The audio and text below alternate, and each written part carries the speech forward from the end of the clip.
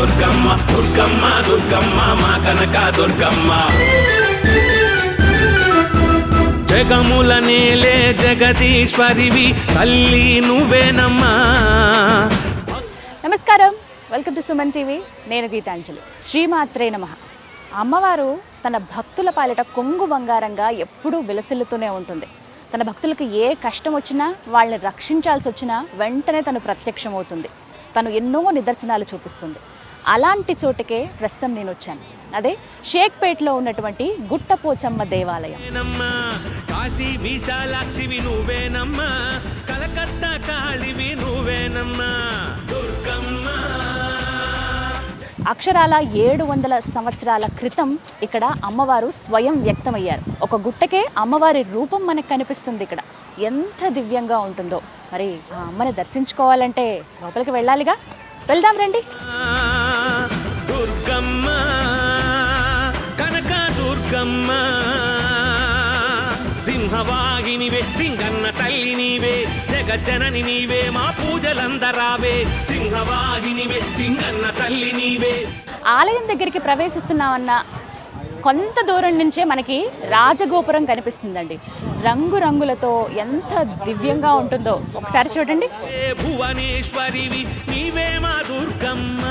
అలా మెట్లెక్కుని రాజగోపురం దాటుకుని లోపలికి వెళితే ఇక ఆలయ ప్రాంగణమే. మాత తల్లి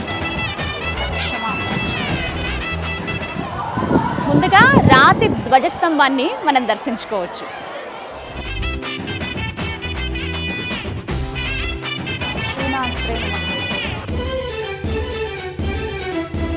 అమ్మాని నోరారా పిలిస్తే చాలు.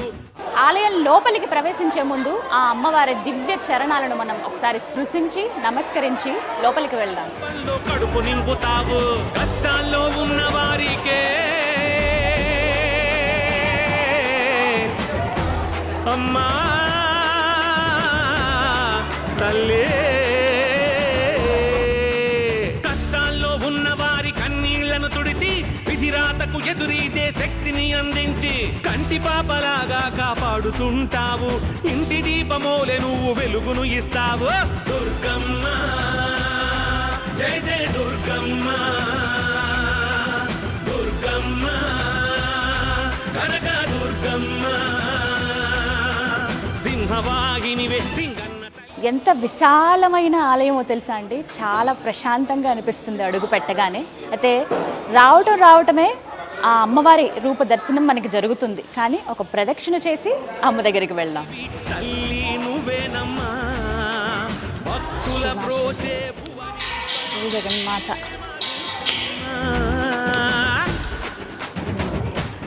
ఇదే అమ్మవారి గర్భగుడి. ఒక పెద్ద గుట్టకే అమ్మవారు వెలిశారు. ఇక్కడ మీకు ఉదాహరణకి చూపిస్తాను చూడండి. ఇదంతా కూడా పెద్ద గుట్ట. ఇక్కడ నేను మీకు విండోలోంచి చూపిస్తాను. ఇప్పుడు మనం నడుస్తున్నటువంటి లోపల ప్రాంగణం వరకు ఉండేది. అయితే నెమ్మదిగా అలా తొలిచిన తర్వాత మధ్యలో కొంత మార్గంలాగా కనబడితే అక్కడ ఇలా ప్రహరీ గోడలాగా చుట్టూ ఇలా టెంపుల్ కట్టేశారనమాట.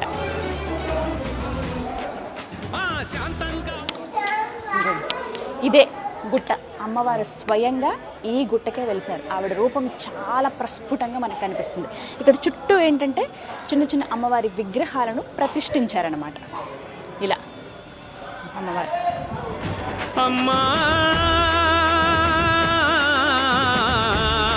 సరిగ్గా మనం గర్భాలయం ఏదైతే ఉందో ఆ వెనుక భాగంలో ఉన్నాం. ఇక్కడ ఒక అద్భుతాన్ని మీకు నేను చూపిస్తాను. ఇలా దగ్గరికి రండి. ఇక్కడ ఒక రంధ్రం కనిపిస్తుంది చూసారా. ఇది మానవులు పెట్టిన రంధ్రం కాదండి. స్వయంగా దానంతటా అదే ఒక గుట్టకే రంధ్రం ఉంటుంది. ఈ రంధ్రం ఎటువైపు ఉంటుందో తెలుసా? లోపల అమ్మవారు ఎక్కడైతే స్వయంగా వెలిసారో అక్కడికి ఉంటుంది. అయితే ఇలా రంధ్రంలాగా ఉందేంటి, మొత్తం రాతిలాగా కదా, ఇదంతా మొత్తం ఒక గుట్ట కదా, ఇది ఒక్కటే ఇలా కనపడుతుందని చెప్పి చిన్న సిమెంట్ తోటి వాటితోటి ఇలా కన్స్ట్రక్ట్ చేసేటప్పుడు దాన్ని కప్పేశారట. తర్వాత ఏం జరిగిందో తెలియదు. నెక్స్ట్ డే వచ్చి చూసేసరికి మళ్ళీ ఇలా రంధ్రం కనిపించిందట. అదేంటి అంత గట్టిగా వేసి మనం మొత్తం క్లోజ్ చేసాం కదా అని చూస్తే లోపల ఒక్కసారి తలుపులు తెరవగానే పెద్ద నాగసర్పం అమ్మవారి దగ్గర ఇలా చుట్టుకుని కనపడింది. ఆ సర్పం ఇప్పటికీ ప్రతిరోజు రాత్రిపూట ఇలా ఈ ప్రాంతం నుంచి ఇలా వెళ్ళడం, ఇక్కడ గేట్ కూడా ఓపెన్ ఉంచారు, ఇలా రావటము, ఇందులోంచి లోపలికి వెళ్ళటం, అక్కడ అమ్మ దగ్గర కాసేపు సేద తీరటం. అమ్మవారు అలా సర్ప రూపంలో దర్శనం ఇచ్చారనమాట. ప్రతిరోజు ఇప్పటికీ వస్తుందటండి. పంతులు గారు చూశారు, అలాగే కొంతమంది భక్తులు ఎవరైతే ఉన్నారో ఎంతో అదృష్టం ఉంటే కానీ మేము వీక్షించలేమని అన్నారు. సర్పం కూడా ఇంత లావుగా దగదగా మెరుస్తూ బంగారు వర్ణంలో ఆ దైవ సర్పం ఉంటుంది. ఆ అమ్మవారే, ఆ గుట్టపోచమ్మ తల్లే ఆ సర్ప రూపంలో ఇక్కడికి వచ్చి వెళ్తుంది. అంటే స్వయంగా అమ్మవారు ఇక్కడ ఉంది, ఇక్కడి ప్రజలందరినీ కాపాడేందుకు రక్షణార్థం ఆవిడ ఇక్కడ వెలసింది అని చెప్తారు. 18 రూపాయలలో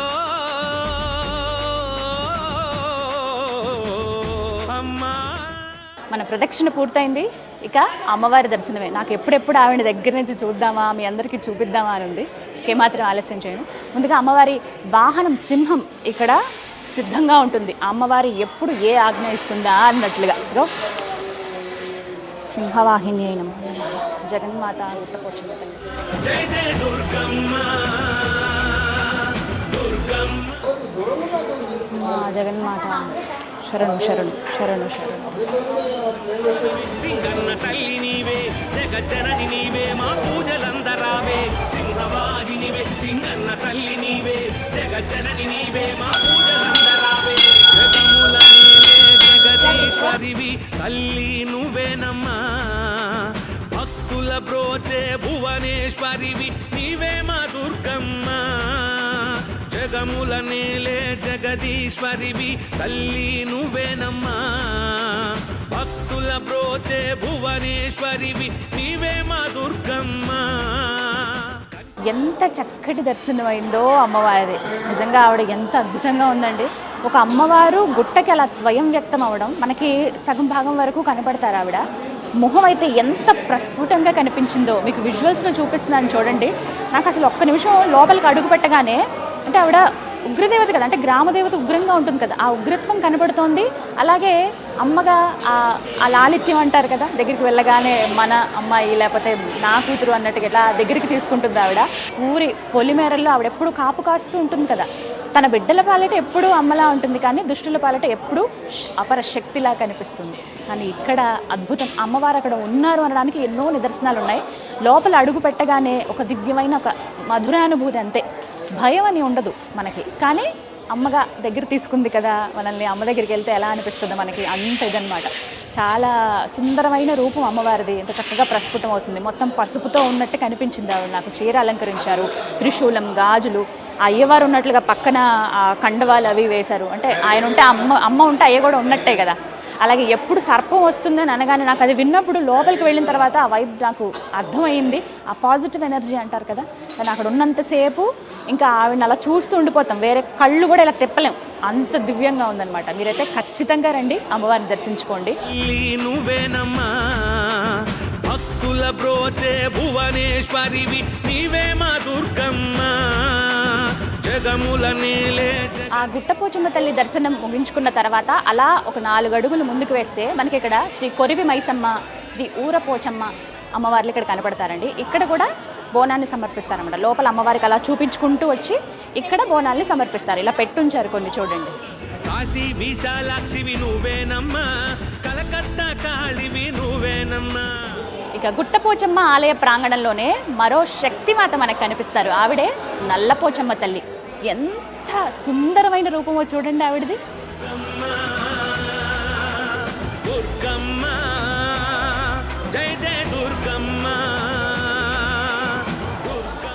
ఈ నల్లపోచమ్మ తల్లి ప్రతిష్ఠించిన విగ్రహం, మొత్తం ఆభరణాలతోటి నామం పెట్టారు అమ్మవారికి. నిజంగా వెంకటేశ్వర స్వామి లాగా కనిపించారు ఒక్కసారి క్లోజ్లో ఆ మోము చూడగానే. కానీ నల్లగా ఉన్న ఆ రూపం ఎంత దివ్యమైనదో కదా. ఆభరణాలన్నీ వేసుకుని ఆవిడ దగదగా మెరిసిపోతుంది. నిజంగా అమ్మవారు వచ్చి కూర్చుందా అనే భావన అయితే కలుగుతుందండి ఇక్కడికి మనం వచ్చిన తర్వాత అమ్మవారిని చూస్తే. భక్తుల బ్రోచే భువనేశ్వరివి నీవే మా దుర్గమ్మ.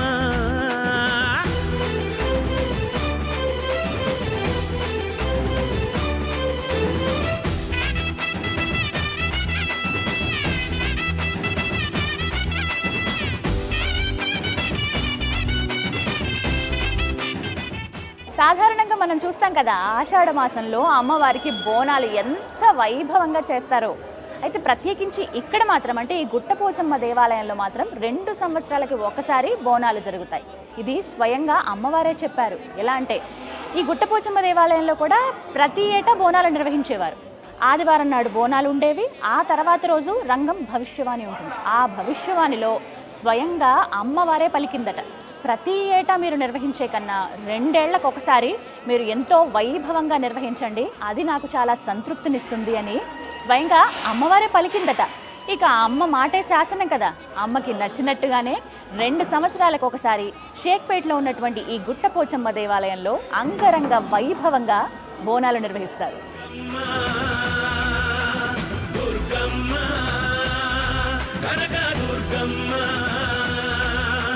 సింహవాహినివే సింగన్న తల్లి నీవే, జగజ్జనని నీవే, మా పూజలందరావే సింహవాహినివే. ఇక ఈ షేక్పేట్లో ఉన్నటువంటి గుట్టపోచమ్మ దేవాలయం ఉదయం 6 గంటల నుంచి మధ్యాహ్నం 1 గంట వరకు తెరిచే ఉంటుందండి. అప్పుడు భక్తులు వచ్చి తమ దర్శనాలు చేసుకుంటారు. అలాగే అమ్మవారికి ఒడిబియ్యం సమర్పించడం, మొక్కులు చెల్లించుకోవడం చేస్తారు. అలాగే సాయంత్రం 6 గంటలకు మళ్ళీ తిరిగి ఆలయాన్ని ఓపెన్ చేస్తారు. అక్కడి నుంచి 8:30, 9 గంటల వరకు ఉంటుంది. చాలా విశాలమైన ప్రదేశం అండి. ప్రత్యేకించి మంగళవారం, గురువారం, శుక్రవారం, ఇక ఆదివారం ఎంతో కళగా కనబడుతుంది ఆలయం అంతా కూడా. అందులోనూ వివిధ దేవాలయాలకు సంబంధించి అంటే ఉపాలయాల్లో కూడా అమ్మవార్లు ఇక్కడ మనకు కనిపిస్తారు. అక్కడ అమ్మవారిని దర్శించుకునే వాళ్ళు కావచ్చు, స్వయం వ్యక్తమైనటువంటి గుట్టపోచమ్మని దర్శించుకునే వాళ్ళు ఎప్పటికప్పుడు వస్తూనే ఉంటారు. చుట్టుపక్కల షేక్పేట్ చుట్టుపక్కల ఉన్నటువంటి వాళ్ళు కావచ్చు, వివిధ గ్రామాల నుంచి, వివిధ రాష్ట్రాల నుంచి కూడా కొంతమంది భక్తులు ఇక్కడికి వచ్చి తమ మొక్కులు చెల్లించుకుంటారు.